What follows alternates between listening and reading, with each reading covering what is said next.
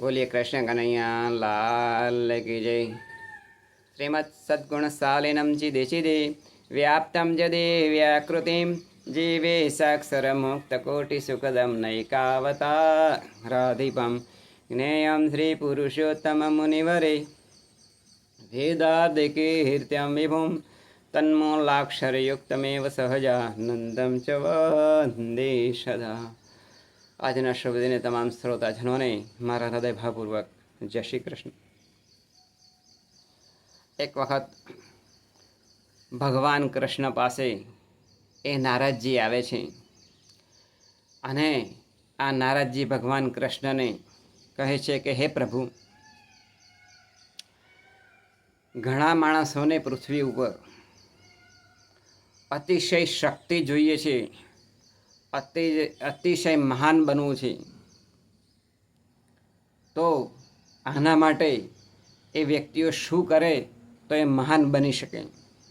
ત્યારે ભગવાન કૃષ્ણએ કહે છે કે હે નારદજી, હું તમને એક કથા કહું છું, એ માધ્યમ દ્વારા આપને સમજાશે. ત્યાર પછી ભગવાન કૃષ્ણ એ કહે છે, પ્રાચીન કાળની અંદર એક નગરીની અંદર એક મજૂર રહેતો હતો. હવે આ જે મજૂર હતો એ દરરોજ પોતે એ પથ્થર ફોડવાનું કામ કરતો હતો. એટલે ડુંગર ઉપર જાય અને મોટા મોટા પથ્થર કાઢી અને એને ફોડે અને પછી એ જે મજૂરી હતી એની અંદરથી જે કંઈ પૈસા આવે એની અંદર એ પોતાનું ગુજરાને ચલાવતો હતો. આ મજૂર રોજ આવી રીતે પોતે કામે જતો હતો. એક દિવસ આ મજૂરને વિચાર આવ્યો કે ભગવાન મને જો સારામાં સારી શક્તિ એ પ્રદાન કરે તો મહાન બની જાઉં, હું શક્તિશાળી બની જાઉં. આમ આ મજૂરને એ સતત વિચાર આવ્યા કરતો હતો. જ્યારે એ ઘરે આવે તો પણ એ જ વિચાર કરતો હતો, રસ્તાની અંદર એ જ વિચાર કરતો હતો, જ્યારે જમવા બેસે તો પણ એ જ વિચાર કરતો હતો, ભગવાન જો મને કંઈક અલૌકિક શક્તિ આપી દે ને તો મહાન બનું, મોટો બનું, શક્તિશાળી બનું. આમ એની અંદર સતત એ વિચાર્યા કરતો હતો. એટલે એક દિવસ આ મજૂર પોતે જમી અને જ્યારે સૂઈ ગયો હતો ત્યારે પણ એની અંદર આ વિચાર આવતો હતો અને વિચારની અંદર એને એક સપનું આવ્યું. એટલે એ સપનાની અંદર એણે એક મોટા નેતાની સવારી જોઈ હાથી ઉપર, અને ઢોલ નગારાના ગુલાલ ઉડતો એણે જોયું. એટલે એને વિચાર આવ્યો કે ખરેખર આવો જો હું નેતા બનું તો લોકો બધા જ મારી પાછળ એ ફરતા ફરે. એટલે એણે વિચાર કર્યો કે આવો નેતા હું કેવી રીતે બની શકું.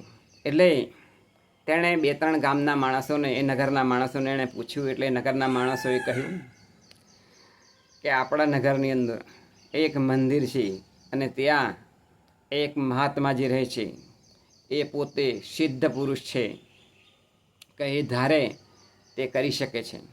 એટલે આ જે મજૂર હતો ને એને શ્રદ્ધા બેઠી અને જે પેલું મંદિર હતું નગરની અંદર ત્યાં જે મહાત્માજી હતા એમની પાસે ગયો. હાથ જોડ્યાને વિનંતી કરી કે મહાત્માજી, મારે મોટામાં મોટો એમ કે દેશ નેતા બનવું છે. એટલે આ જે મહાત્માજી હતા એમણે કહ્યું કે ભગવાન આપણને આપણી લાયકાત પ્રમાણે, આપણા લક્ષણ પ્રમાણે આપણને જે જીવવાનું હોય એ પ્રમાણે આપણે જીવવું જોઈએ. છતાં પણ આ જે મજૂર હતો એ આનાકાની કરી મહાત્માજી જોડે. એટલે મહાત્માજીને થયું કે લાવને આને હું દેશ નેતા બનાવી દઉં. એટલે આ મહાત્માજી હાથની અંદર અંજલિ લીધી અને મંત્ર બોલી અને અંજલિ છોટી. એટલે જે પેલો માણસ હતો ને એ એક મોટો નેતા બની ગયો. હવે આ નેતા બન્યો, પરંતુ જ્યારે એની સવારી નીકળી ત્યારે એને ખુશીનો પાર નહોતો કે દુનિયાની અંદર મારા જેવું કોઈ છે નહીં. કારણ કે કેટલા બધા માણસો એ મારી પાછળ પડે છે, મારી પાછળ ફરે છે. આમ આ દેશ નેતાને વિચાર આવ્યો. એક વખત પ્રવચન કરતો હતો અને તેવા વખતે ખૂબ તડકો પડ્યો એટલે ચક્કર આવ્યા. એટલે આ દેશ નેતા ચક્કર ખાઈને નીચે પડી ગયો.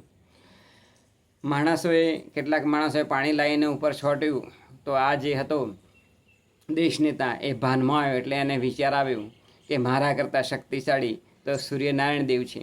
એટલે પાછો મહાત્માજી પાસે ગયો અને એમને કહ્યું કે તમે મને સૂર્યનારાયણ દેવ બનાવો. એટલે ફરીથી આ મહાત્માજીએ અંજલિ હાથમાં લીધી, મંત્ર છોટી અને પાછો એને સૂર્યનારાયણ દેવ બનાવી દીધું.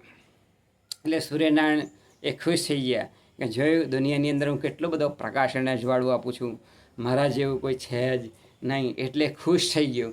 ત્યાર પછી થોડા સમય પછી એક વાદળ આવ્યું, એટલે સૂર્યનારાયણ દેવને પણ ઢોકી દીધું. એટલે પછી આ સૂર્યનારાયણ દેવને વિચાર આવ્યો કે મારા કરતાં બળવાન આ વાદળ છે, કારણ કે એણે મને ઢોકી દીધું છે. એટલે આ સૂર્યનારાયણ દેવ એ પાછા ક્યાં ગયા? મહાત્માજી પાસે ગયા અને કહ્યું કે મને તમે વાદળ બનાવો, કારણ કે એ તો બહુ શક્તિશાળી છે, કારણ કે મને પણ ઢોકી દે છે. ફરીથી અંજલિ લીધી મહાત્માજીએ અને પછી એ મંત્ર બોલીને આમ છોટી, એટલે સૂર્યનારાયણ દેવ પાછા વાદળ બની ગયા. વાદળ બની ગયા એટલે હવાની અંદર આમ ઉડવા લાગ્યા, તરવા લાગ્યા. એટલે ખૂબ મજા આવી અને એક જોશથી પવનનું વાવાઝોડું આવ્યું, એટલે આખું વાદળ આખું આમ ફંગોળાઈ ગયું. એટલે આ વાદળને વિચાર આવ્યો કે મારા કરતાં શક્તિશાળી તો આ હવા છે, એટલે મારે હવા બનવું જોઈએ. આમ માને અને વાદળ ક્યાં આવ્યું? મહાત્માજી પાસે આવ્યું. મહાત્માજીને કહ્યું કે મહાત્માજી, અતિશય શક્તિશાળી તો હવા છે, તમે મને હવા બનાવો. એટલે ફરીથી અંજલિ હાથની અંદર જળ લઈ અને અંજલિ છોટી, એટલે જે પેલું વાદળ હતું એ પોતે હવા બની ગયું. હવે હવાને થયું કે દુનિયાની અંદર મારા જેવું કોઈ શક્તિશાળી નથી, કારણ કે મારા વગર કોઈ જીવ પણ જીવી શકે નહીં. આમ હવાને લાગ્યું. અને પછી એક વખત એક મોટો પહાડ હતો, એ પહાડ પાસેથી આ હવા પસાર થતી હતી. એટલે હવાનું કોઈ જોર ચાલ્યું નહીં. એટલે આ હવાને થયું કે મારા કરતાં શક્તિશાળી કોણ છે? આ પહાડ છે, એટલે મારે પહાડ બનવું જોઈએ. એટલે દુનિયાનો હું શક્તિશાળી ગણાઈશ. એટલે આ જે હતો હવા, એ મહાત્માજી પાસે ગઈ.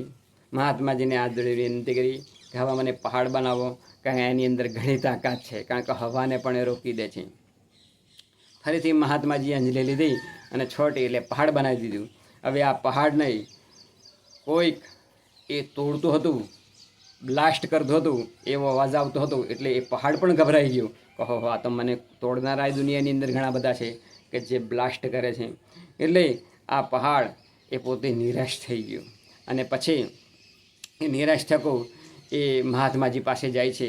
અને તેવા જ વખતે આ જે મજૂર હતો એનું સપનું એ તૂટી જાય છે. અને પછી એની સામે એક મોટો અરીસો હતો, એ અરીસાની સામે જુએ છે તો ખરેખર જે પેલો મજૂર હતો એ તેવો ને તેવો જ હતો. માટે આ કથા ભગવાન કૃષ્ણ એ નારદજીને સંભળાવે છે કે જે વ્યક્તિ જેવો હોય, એના કર્મને આધીન, એના લક્ષણોને આધીન, એની લાયકાતને આધીન હું એને એનું જીવન આપું છું અને એ પ્રમાણેનું એ વ્યક્તિ જીવન જીવે છે. પણ જો કોઈ વ્યક્તિ પોતાના જીવનની અંદર ફેરફાર કરવા જાય છતાં પણ એ ભલે મહાન બની શકે, પરંતુ જ્યારે એ કંઈક નાની મોટી ભૂલ કરશે તો જેમ લપસણીની અંદરથી એ લપસી જવાય છે ને, એમ ઢઢા કરતાં છેક નીચે આવી જશે. અને ખરેખર એ પોતાની પરિસ્થિતિ પ્રમાણે જેવી રીતે જીવતો હશે ને, એ પ્રમાણે જ એ જીવતો એ રહેશે. માટે આ કથા ભગવાન કૃષ્ણ નારદજીને સંભળાવે છે. એટલે કહ્યું છે કે સુખ સપના જેવું છે સંસારનું રે, સુખ સપના જેવું છે સંસારનું રે, હે એને જાતો ન લાગે વાર, અંત કાળે સગું નહીં કોઈનું રે, અંત કાળે સગું નહીં કોઈનું રે. માટે આ સંસારનું સુખ આપણું એક સપના જેવું છે.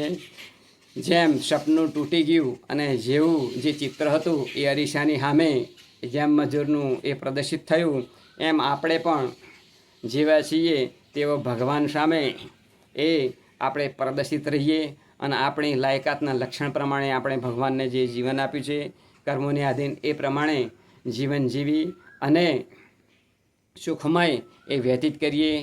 એ જ આજના શુભ દિને પ્રાર્થના બોલે. કૃષ્ણ કનૈયા લાલ કી જય.